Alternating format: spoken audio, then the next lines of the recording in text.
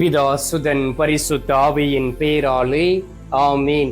ஆண்டவர் உங்களோடு இருப்பாராக, உம் ஆன்மாவோடும் இருப்பாராக. இணை சட்டம் புத்தகத்தில் இருந்து வாசகம்.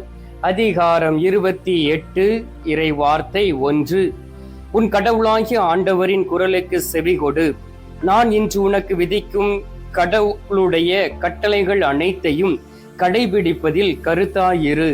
அப்போது உலகில் உள்ள மக்களினங்கள் அனைத்திற்கும் மேலாக உன் கடவுளாகிய ஆண்டவர் உன்னை உயர்த்துவார். ஆண்டவரின் அருள்வாக்கு. இறைவா உமக்கு நன்றி. கிறிஸ்துவுக்குள் பிரியமான என் அன்பு சகோதர சகோதரிகளே, நற்கருணை நாதருடைய பக்தர்களே, அனுதினமும் விசுவாசத்தோடும் நம்பிக்கையோடும் மன தைரியத்தோடும் உறுதியோடும் கடவுள் பயத்தோடு நீங்கள் நற்கருணை நாதரை தேடி வருவதை நினைத்து மகிழ்ச்சி கொள்கின்றேன். நற்கருணை நாதர் இந்த நாளிலே உங்களை ஆசீர்வதிக்கவும், உங்களுடைய குரலுக்கு செவி கொடுக்கவும், உங்களை உயர்த்தவும் உங்களுடைய வாழ்க்கையில் கடந்து வருவாராக. நீங்கள் செய்யக்கூடிய ஒவ்வொரு செயலிலும் கடவுளை கண்முன்பாக வைத்து நீங்கள் செய்யுங்கள். உண்மையிலே அவர் உங்களை உயர்த்துவார், அவர் உங்களை மேன்மையாக வைப்பார். யார் யாரெல்லாம் இந்த கத்தோலிக்க சேனலை சப்ஸ்கிரைப் பண்ணவில்லையோ சப்ஸ்கிரைப் பண்ணிக்கொள்ளுங்கள். ஒவ்வொரு நாளும் அதிகாலை 3 மணி ஜெபமும் நற்கருணை ஆராதனையும் உங்களையும் உங்களுடைய குடும்பத்தையும் தேடி வரும். பிரியமானவர்களே, நாம் இந்த உலகத்தில் மேன்மை அடைய வேண்டுமே என்றால், கடவுள் நம்மை உயர்த்த வேண்டுமே என்றால், முதலில் கடவுளுடைய கட்டளைகளுக்கு, கடவுளுடைய வார்த்தைகளுக்கு நாம் கீழ்ப்படிந்து நம்மை அர்ப்பணித்து நடக்கக்கூடியவர்களாக இருக்க வேண்டும். நம்மையே நாம் அர்ப்பணிக்கக்கூடிய வேளையிலே கடவுள் நம்மை உயர்த்துவார். ஹல்லேலூயா. எனவேதான் 1 பேதுரு 5வது அதிகாரம் 7, 8 இறை வார்த்தை வாசித்து பாருங்கள். ஆண்டவருடைய வல்லமை மிக்க கரத்தின் கீழ் உங்களை தாழ்த்துங்கள், ஏற்ற காலத்தில் அவர் உங்களை உயர்த்துவார் என்று சொல்லப்பட்டு இருக்கின்றது. நாம் அனைவரும் கடவுளுடைய பிள்ளைகளாக இருக்கின்றோம். நாம் கடவுளால் தேர்ந்தெடுக்கப்பட்டவர்களாக இருக்கின்றோம். ஆனால் நாம் மதிப்பு மிக்கவளாக இந்த உலகத்தில் வாழ வேண்டுமே என்றால் கடவுளுடைய பார்வையில் தயவு பெற்றவர்களாக இருக்க வேண்டும்.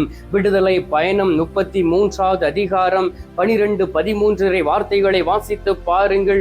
நீ என் பார்வையில் தயை பெற்று உள்ளாய் என்று ஆண்டவர் அழகாக சொல்லுகின்றார்.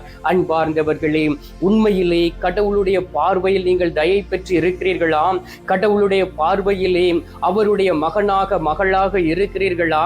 அவ்வாறு இருந்தீர்கள் என்றால் திருவெளிப்பாடு 21:3 சொன்னதுபடி, இதோ கடவுளின் உறைவிடம் மனிதர் நடுவே இருக்கும், அவர் அவர்கள் நடுவே குடியிருப்பார், அவர்கள் அவருக்கு மக்களாய் இருப்பார்கள், கடவுள் தாமே அவர்களோடு இருப்பார் என்று சொல்லப்பட்டு இருக்கின்றது.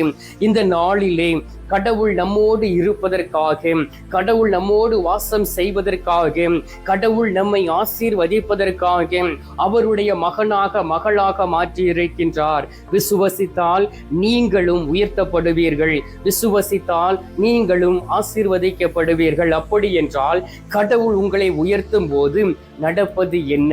அன்பார்ந்தவர்களே, கடவுள் உங்களை உயர்த்தும் போது அதில் தங்கு தடை இருக்காது. குறிப்பாக நீங்கள் ஒரு வேலைக்கு முயற்சி செய்கிறீர்கள் என்று வைத்துக் கொள்வோம். நீங்கள் இன்டர்வியூக்கு அழைக்கப்பட்டு இருக்கிறீர்கள் என்று வைத்துக் கொண்டால் அந்த ரிட்டன் டெஸ்டிலே பாஸ் ஆவீர்கள். உடனடியாக நேர்முக தேர்வு நடக்கும் பொழுது அதிலும் வெற்றி பெறுவீர்கள். அதன் பிறகு நீங்கள் பணியில் அமர்த்தப்படுவீர்கள். தடை இருக்காது. குறுகிய நாளிலே உங்களை அங்கு இருக்கிறவர்கள் மேல் அதிகாரியாக உயர்த்துவார்கள். இதுதான் கடவுள் உயர்த்தும் போது நம்மளுடைய வாழ்க்கையில் நடக்கக்கூடிய அற்புதங்களாக இருக்கின்றது. ஆனால் நீங்கள் கரைபடியாத கரங்களை உடையவர்களாக இருக்க வேண்டும். கடவுளை உள்ளத்தில் சுமக்கக்கூடியவர்களாக இருக்க வேண்டும்.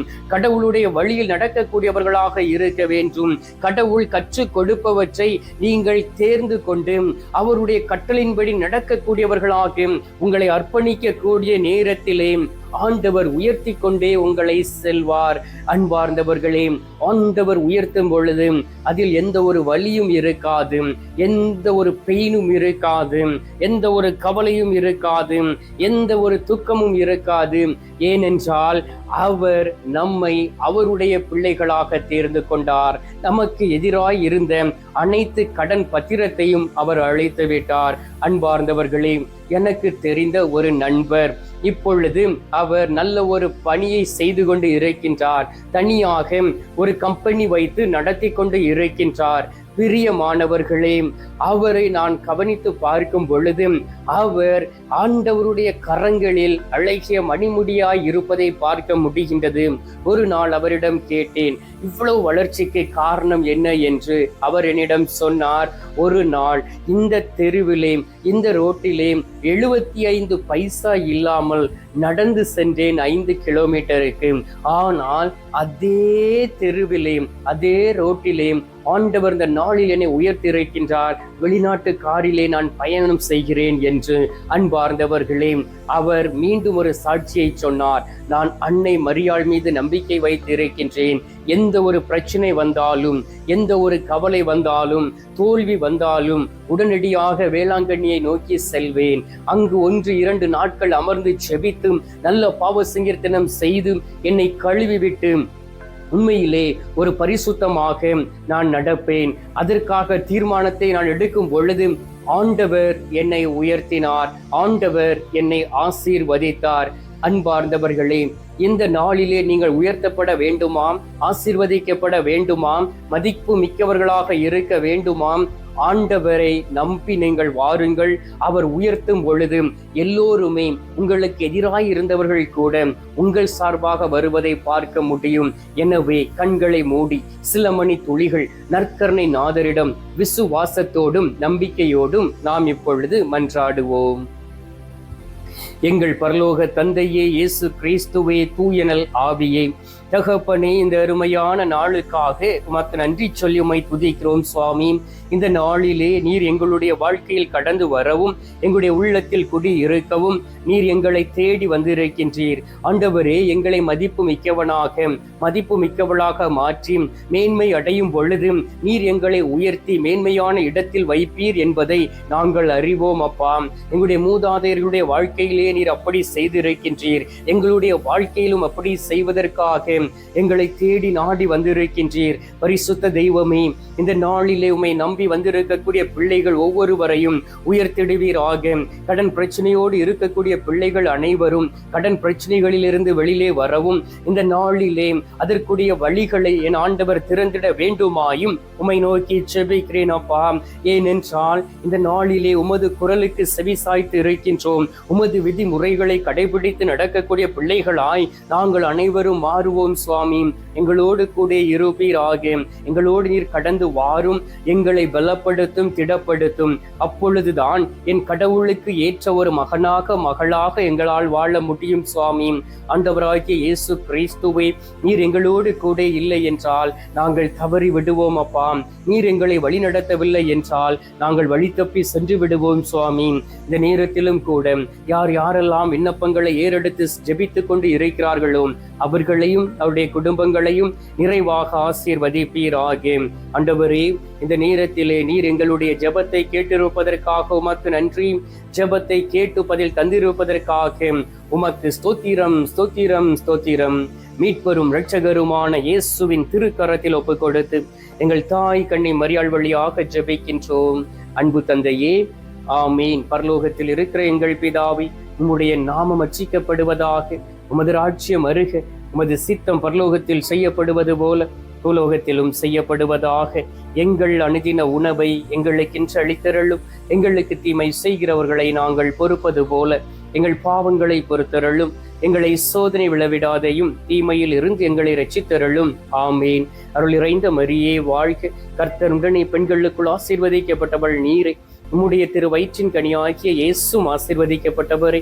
அச்சிஷ்ட மரியே, சர்வேசுடைய மாதாவி, பாவிகளா இருக்கிற எங்களுக்காக இப்பொழுதும் எங்கள் மரண நேரத்திலும் வேண்டிக் கொள்ளும். ஆமீன். பிதாவுக்கும் சுதனுக்கும் பரிசுத்த ஆவிக்கும் மகிமை உண்டாவதாக. ஆதியில் இருந்தது போல இப்பொழுதும் எப்பொழுதும் என்றென்றும் இருப்பதாக. ஆமீன். அன்பார்ந்தவர்களே, நற்கருணை நாதர் தரும் ஆசீர்வாதத்தை பெற்றுக்கொள்வோம்.